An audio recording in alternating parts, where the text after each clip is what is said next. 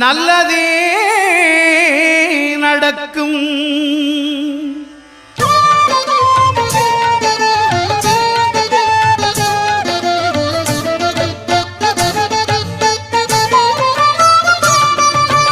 ஒன்பது கோளும் ஒன்றாய் காண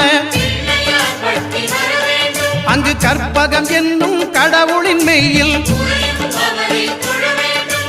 ஒன்பது கோளும் ஒன்றாய் காண அங்கு கற்பகம் என்னும் கடவுளின் மெய்யில்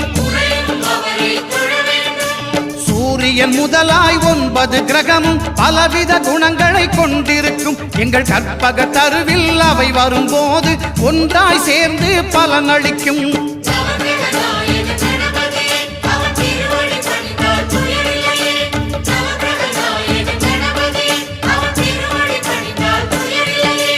ஒன்பது கோளும் ஒன்றாய் காண